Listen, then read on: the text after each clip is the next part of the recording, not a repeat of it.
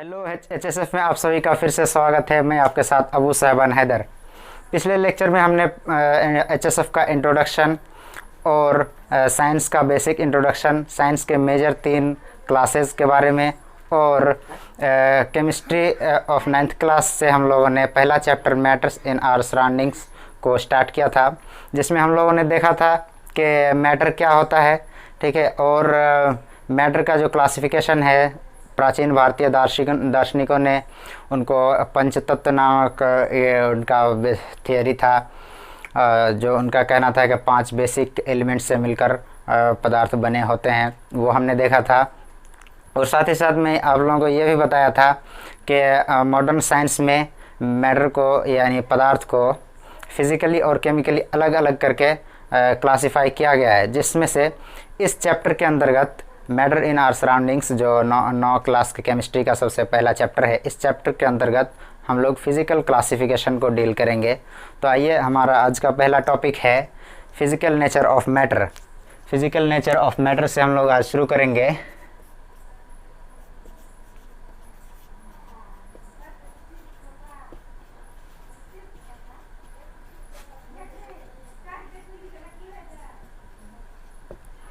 ठीक है, तो पदार्थ का भौतिक स्वरूप। पदार्थ का भौतिक स्वरूप क्या है? हाँ, तो पदार्थ का भौतिक स्वरूप यह है कि पदार्थ जो है छोटे छोटे कणों से मिलकर बना होता है, मेड ऑफ स्मॉल पार्टिकल्स। यहाँ पे पार्टिकल्स भी कर दीजिए, फिर अगले टॉपिक में हम लोग स्मॉल को भी देख लेंगे।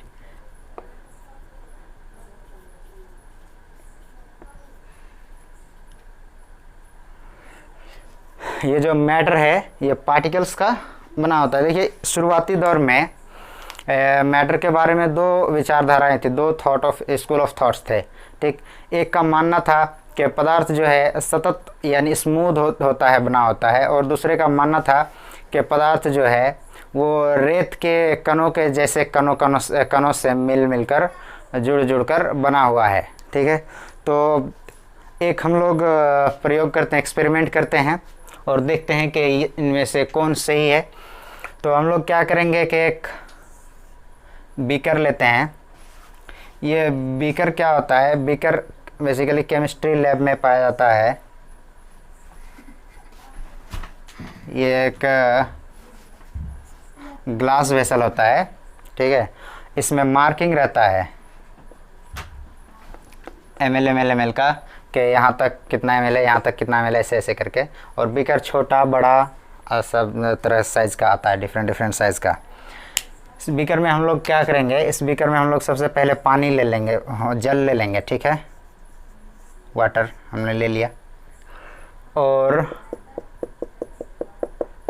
इसमें थोड़ा सा नमक, सॉल्ट, या मान लीजिए शुगर मिक्स करेंगे, ठीक। मिक्स करने के बाद थोड़ी देर बाद हम लोग क्या देखते हैं कि जो हम लोगों ने मिक्स किया, मान लीजिए शुगर मिक्स किया, तो इसके जो क्रिस्टल है, ये क्रिस्टल अब थोड़ी देर के बाद यहाँ दिखाई नहीं देता है, ठीक। ये इसमें घुल जाता है और घुल के पूरे पानी में ऐसे मिल जाता है कि हमको पता नहीं चलता है कि ये गया कहाँ, ठीक है। तो ऐसा क्यों होता है? देखिए, ऐसा इसलिए होता है कि ये जो शुगर है, शुगर का क्रिस्टल है, बहुत ही छोटे छोटे पार्टिकल से मिलके बना हुआ है। अब जब इसको पानी में डालें हम लोग, तो ये क्या हुआ कि जिन पार्टिकल्स से मिलके बना हुआ था, उन पार्टिकल्स में ये टूट गया।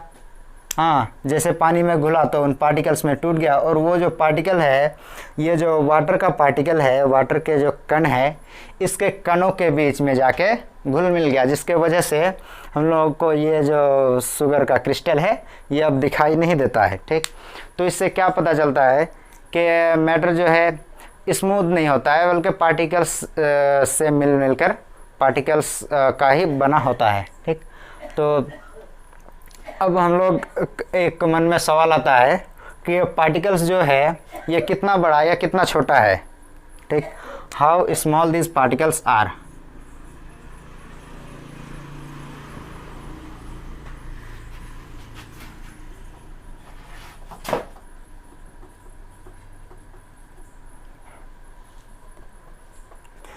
तो ये जो पार्टिकल्स है, हाँ फंडामेंटल पार्टिकल्स है, इन पार्टिकल्स को मैं बता दूं कि ये जो है एटम्स और मॉलिक्यूल्स होते हैं। ये जो जिन पार्टिकल से मिलकर मैटर बना होता है ये एटम और मॉलिक्यूल होते हैं, ठीक है। तो ये एटम और मॉलिक्यूल के बारे में हम लोग विस्तार से चर्चा करेंगे। इस तीसरे चैप्टर में एटम्स एंड मॉलिक्यूल्स का ही विस्तार से चर्चा, एटम्स एंड मॉलिक्यूल्स नाम से ही चैप्टर है, उसमें हम लोग चर्चा करेंगे। फिलहाल ये देख लेते हैं ये पार्टिकल्स कितने छोटे हैं, ठीक। तो इसके लिए हम लोग क्या करते हैं, एक और हम लोग एक्सपेरिमेंट करते हैं। इसमें हम लोग क्या करते हैं कि एक बीकर ले लिए, ठीक। इस बीकर में हम लोग पोटेशियम परमैंगनेट KMnO4, ठीक, घुला हुआ पानी, ये जो है पोटेशियम परमैंगनेट का सॉल्यूशन, ठीक है, ले लिए। पोटेशियम परमैंगनेट कलर में पर्पल होता है, ठीक, पोटेशियम परमैंगनेट कलर में पर्पल होता है। तो ये जो सॉल्यूशन है इसका ये भी पर्पल होगा, ठीक।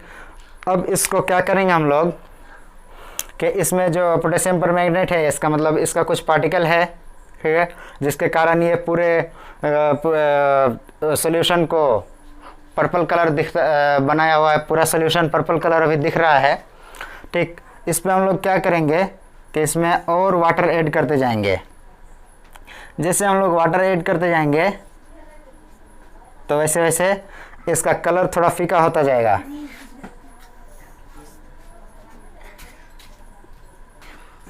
वाटर ऐड करते गए, कलर फीका होता गया। लेकिन हम लोग क्या देखते हैं कि कलर रहता है, जितना भी वाटर ऐड कर दे हम लोग। मान लिया यहाँ 100 ml था सॉल्यूशन, फिर 200 ml कर दिए, फिर 100 ml वाटर मिला दिया, फिर 300 ml कर दिए, हाँ, फिर ऐसे करके मान लीजिए कि 1000 ml भी कर दिए, फिर भी ये जो कलर है वो बाकी रहता अभी भी, ठीक है। धुंधला ज़रूर हो, थोड़ा सा वीक हो जाता है, धुंधला हो जाता है, फीका हो जाता है, लेकिन वो कलर तो रहता है। इसका मतलब क्या है कि ये जो पोटेशियम परमैंगनेट है इसमें इतना पार्टिकल है कि उसको हम लोग वाटर ऐड किए जा रहे हैं, फिर भी वो पार्टिकल इतना पार्टिकल है कि पूरे वाटर में फैल जा रहा है, ठीक है।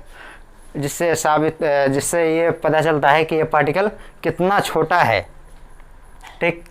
और ये जो पार्टिकल है, एक बूंद अगर हम लोग रेन ड्रॉप ले लें या वाटर ले लें तो इसमें ऑलमोस्ट 10⁻21 पार्टिकल होता है, ठीक है।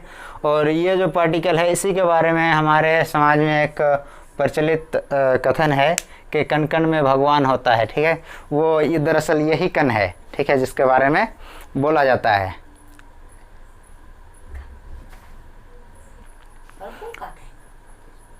हिल जाए तो देखिए, आइए अब हम लोग देखते हैं नेक्स्ट हमारा टॉपिक है characteristics of particles of matter, पदार्थ के कणों का अभिलाक्षणिक गुण, ठीक। तो ये कैरेक्टरिस्टिक क्या क्या होता है ये हम लोग अब देखेंगे। तो पदार्थ के कणों का जो कैरेक्टरिस्टिक फीचर है वो सबसे पहला कैरेक्टरिस्टिक फीचर ये है कि इन कणों के बीच में स्पेस रहता है, ठीक।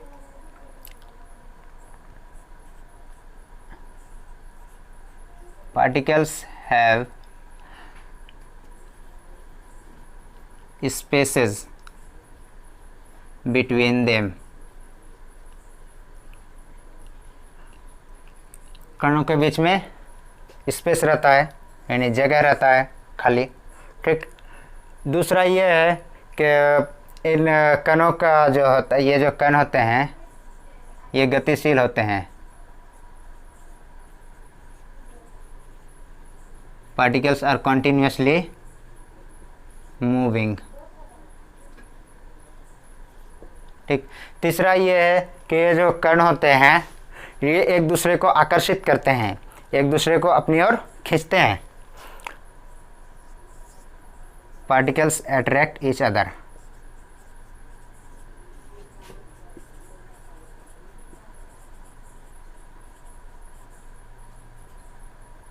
ठीक, तो आइए एक एक करके हम लोग देख लेते हैं।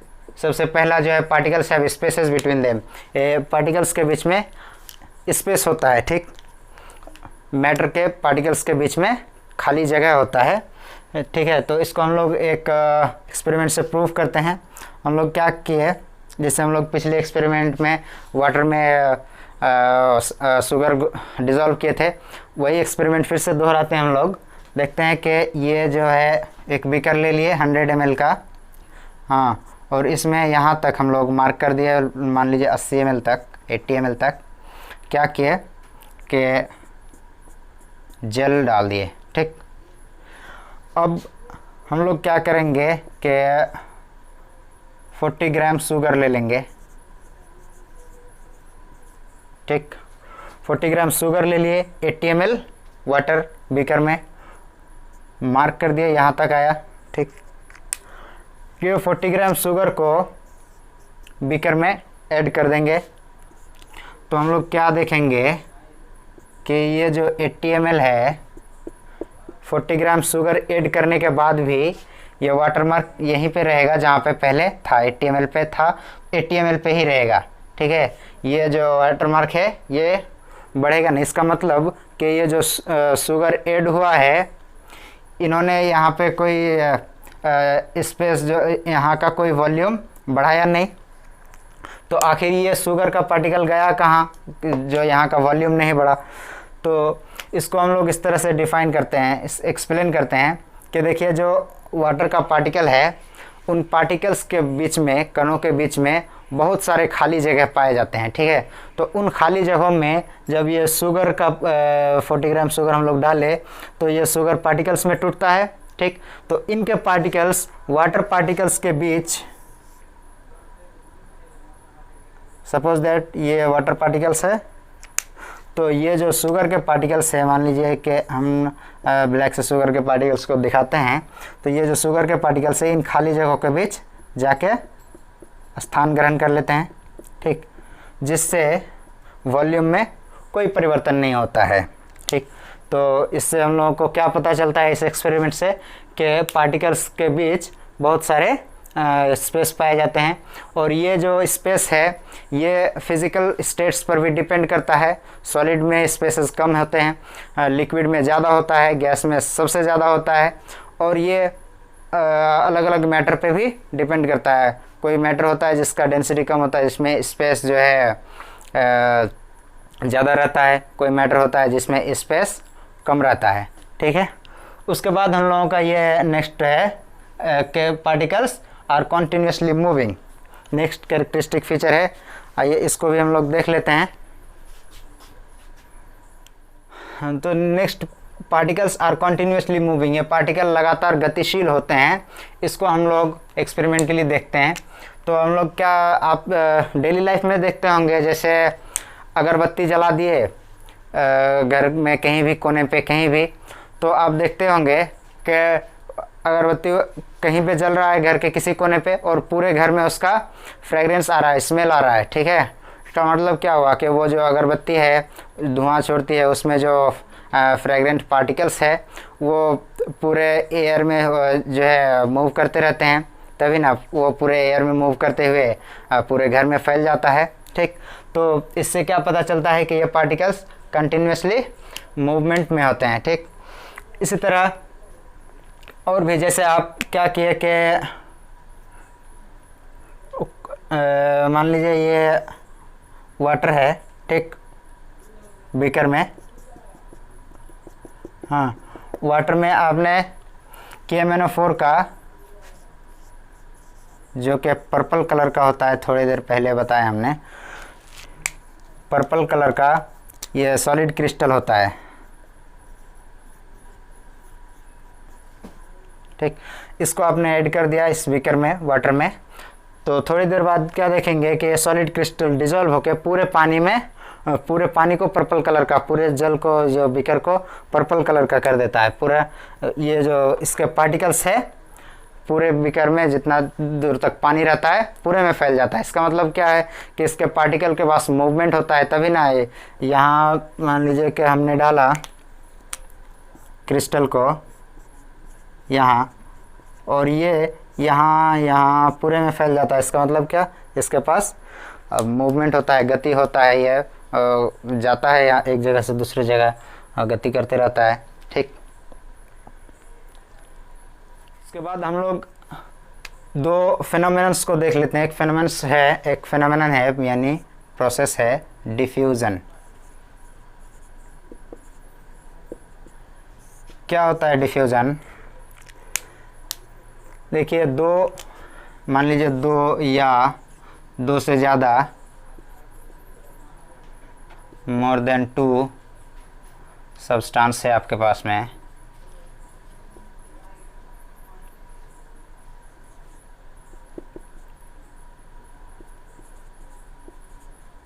और वो अपने आप एक दूसरे में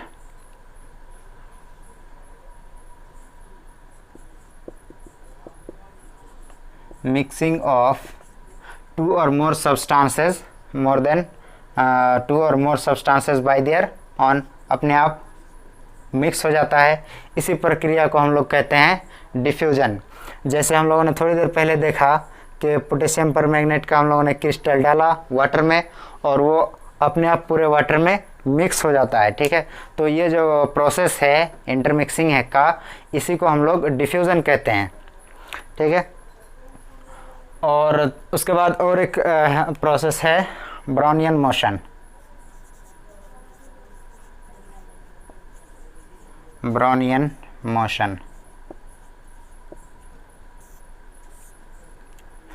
क्या होता है? ब्राउनियन मोशन देखिए 1827 में रॉबर्ट ब्राउन नाम के एक वैज्ञानिक ने इसके बारे में एक एक्सपेरिमेंट करके बताया था। ठीक, तो उन्होंने क्या कहा था कि अगर हम छोटे स्मॉल पार्टिकल्स को लिक्विड में या गैस में घोल तो रॉबर्ट ब्राउन ने क्या बताया था कि अगर हम स्मॉल पार्टिकल्स को लिक्विड में या गैस में सस्पेंड करें यानी घोलें, तो वो जो स्मॉल पार्टिकल्स है वो जिग जैग यानी टेढ़ा मेढ़ा तरह का गति करता है, मोशन करता है, और उसको उन्हीं के नाम से नाम पड़ा है ब्राउनियन मोशन। ठीक है, तो हम लोग इसको डेफिनेशन लिख लेते हैं। Zig zag motion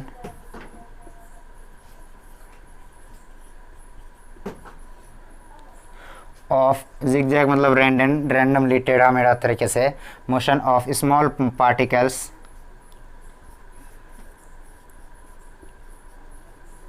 suspended in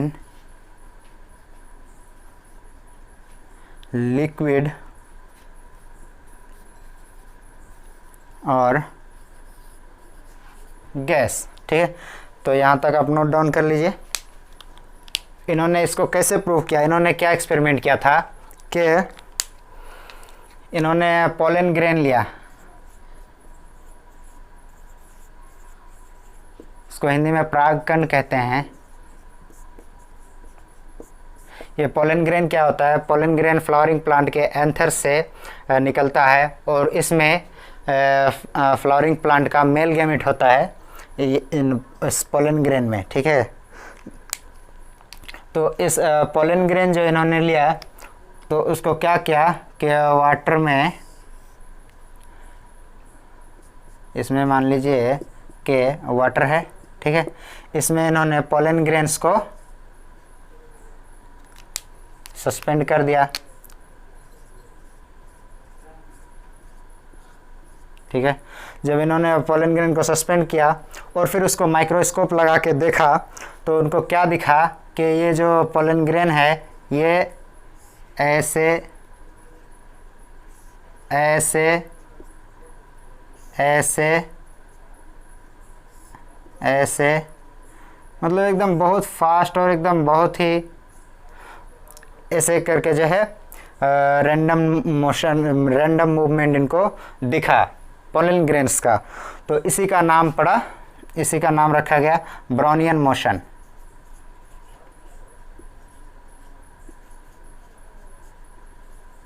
ठीक, तो ये जो ब्राउनियन मोशन है। अच्छा, ये मोशन हुआ क्यों, ये पोलन ग्रेन आखिर मोशन करता क्यों है? ठीक है, देखिए जो वाटर के पार्टिकल्स है, ठीक, वो बहुत छोटे छोटे पार्टिकल्स है, और जो पार्टिकल्स है अभी हमने देखा कि particles are continuously moving, particles continuously movement में होते हैं। ठीक है, तो ये जो वाटर के पार्टिकल्स है ये मूवमेंट करते हैं। ये जो वाटर के पार्टिकल्स मूवमेंट करते हैं, तो जब हम पोलन ग्रेन्स को इन्होंने सस्पेंड किया तो वाटर के पार्टिकल्स जो है वो पोलन ग्रेन को लगातार हिट करते हैं। ठीक है, ये मान लीजिए एक पोलन ग्रेन का पार्टिकल है, इधर से एक वाटर का पार्टिकल हिट किया तो थोड़ा इधर गया, फिर उधर से एक और हिट किया तो फिर इधर गया, फिर इधर से कोई हिट किया तो इधर गया। इस तरह से ये चलता रहता है। ठीक है, जिसके वजह से ये जो पोलन ग्रेन्स के पार्टिकल्स है इसका जिग जैग मोशन देखने को मिलता है, इसको ब्राउनियन मोशन कहते हैं। उसके बाद हम लोगों को और एक चीज़ देखना है, क्योंकि यहाँ पे बहुत ज़्यादा इस्तेमाल होगा इस वर्ड का, तो हम लोग देख लेते हैं इसको। काइनेटिक एनर्जी, गतिज ऊर्जा हिंदी में कहते हैं। ठीक, तो ये गतिज ऊर्जा यानी काइनेटिक एनर्जी क्या होता है? तो ये कोई भी बॉडी हो या पार्टिकल हो, उसके अंदर अगर मूवमेंट है, मोशन है, तो उसके अंदर जो एनर्जी है मोशन के कारण, उसको हम लोग कहते हैं काइनेटिक एनर्जी। ठीक, फिजिक्स के अंदर काइनेटिक एनर्जी का फॉर्मूला होता है half into mass into velocity का स्क्वायर। ठीक, ये होता है काइनेटिक एनर्जी का फॉर्मूला, जिसका मतलब होता है कि ये वेलोसिटी यानी वेग, जिस भी पार्टिकल के पास वेलोसिटी होता है उसके पास काइनेटिक एनर्जी होता है। ठीक, और ये काइनेटिक एनर्जी जो है, ये काइनेटिक एनर्जी का टेम्परेचर यानी तापमान के साथ भी एक रिलेशन होता है। ठीक, टेम्परेचर बढ़ाने पर वेलोसिटी बढ़ जाता है पार्टिकल्स का, टेम्परेचर बढ़ाने पर पार्टिकल्स का वेलोसिटी बढ़ जाता है। इसका मतलब क्या है कि काइनेटिक एनर्जी बढ़ जाता है। यानी टेम्परेचर हम लोग कैसे बढ़ाते हैं? टेम्परेचर हम लोग हीट दे के बढ़ाते हैं, और आपको पता है हीट एक प्रकार का एनर्जी है। हीट एनर्जी जब हम लोग देते हैं तो वो काइनेटिक एनर्जी को बढ़ाता है, यानी वेलोसिटी बढ़ाता है। ठीक, और जो हम लोगों ने डिफ्यूज़न को अभी देखा, उसका भी इसके साथ एक रिलेशन है। जितना ज़्यादा काइनेटिक एनर्जी होगा, डिफ्यूज़न उतना फास्ट होगा। ठीक है, यानी हीट देने पर रेट ऑफ डिफ्यूज़न भी बढ़ेगा। ठीक है, तो ये सब जो कॉन्सेप्ट है क्लियर रखिएगा, इसमें कंफ्यूजन नहीं करने का। जैसे टेम्परेचर बढ़ाएंगे वेलोसिटी बढ़ेगा पार्टिकल्स का, किसी भी मैटर में अगर टेम्परेचर बढ़ाएंगे उसके पार्टिकल का वेलोसिटी बढ़ेगा यानी काइनेटिक एनर्जी बढ़ेगा।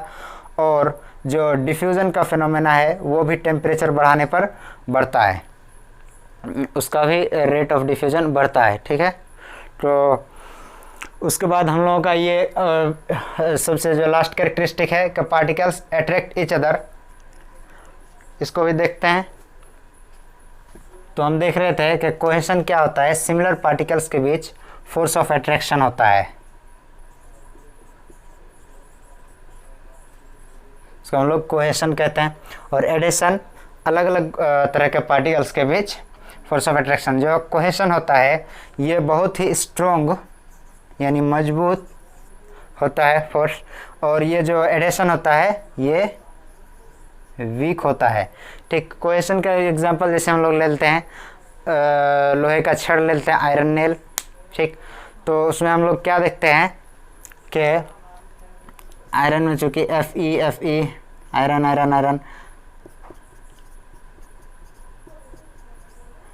एक ही तरह का पार्टिकल है इसमें। ठीक है, तो इसको हम लोग जल्दी ब्रेक नहीं कर सकते हैं। ठीक, बहुत मजबूत होता है। और वहीं हम अगर जो है एक चौक ले लेते हैं, चौक जो लिखने वाला चौक होता है ब्लैक बोर्ड में लिखने वाला, ठीक है, तो उसमें हम लोग क्या देखते हैं, उसमें कैल्शियम कार्बोनेट रहता है। ठीक है, तो इसमें डिसिमिलर पार्टिकल्स जो है जुड़े रहते हैं। तो इसमें जो है ये वीक होता है और इतना वीक होता है कि इसको हम लोग हाथ से तोड़ सकते हैं इजीली। इसको लिखते हैं तब ये टूट के पार्टिकल्स उसमें चिपकता है बोर्ड में, ठीक है। तो इस तरह से हम लोग कोहेशन एडिशन देख लिए। देखिए ये दो वर्ड्स है, एक रिजिड जिसको हिंदी में दृढ़ कहते हैं, एक फ्लूइड जिसको हिंदी में तरल कहते हैं, ठीक। रिजिड क्या है? रिजिड वो उसे कहते हैं, उस मैटर को कहते हैं जो अपने शेप को रिटेन करता है, जो जैसा का वैसा बना रहता है। हाँ, और फ्लूइड उसको कहते हैं जो फ्लो करता है, जैसे वाटर, ठीक है। अब एक मान लीजिए ये टेबल है और यहाँ पे थोड़ा सा पानी आपने डाल दिया तो ये क्या करेगा? पूरे सतह पर आ जाएगा, ठीक है। लेकिन क्या आपने ये इसी टेबल के ऊपर अगर कोई मार्कर पेन या डस्टर कुछ रखा तो क्या इधर आएगा? नहीं आएगा ना, क्योंकि वो रिजिड है, वो अपने शेप को रिटेन करता, वहीं पे रहेगा वो। और जो फ्लूइड है वो फ्लो कर जाएगा इधर उधर, ठीक है। तो इसको हिंदी में तरल कहते हैं। लेकिन याद रखिएगा जो फ्लूइड है वो गैस भी हो सकता है और लिक्विड भी हो सकता है, ठीक है। ज़रूरी नहीं है कि लिक्विड ही तरल है या गैस ही तरल है, दोनों हो सकते, दोनों फ्लूइड में आता है, ठीक है। इसके बाद हम लोग देखेंगे क्लासिफिकेशन पे आ जाएंगे हम लोग इसके बाद, फिजिकल क्लासिफिकेशन ऑफ मैटर, ठीक है। तो फिजिकल क्लासिफिकेशन में फिजिकल नेचर जो हम लोगों ने देखा, इसके बेसिस में मैटर को 3 स्टेट्स में हम लोग डिवाइड करते हैं, सॉलिड, लिक्विड और गैस।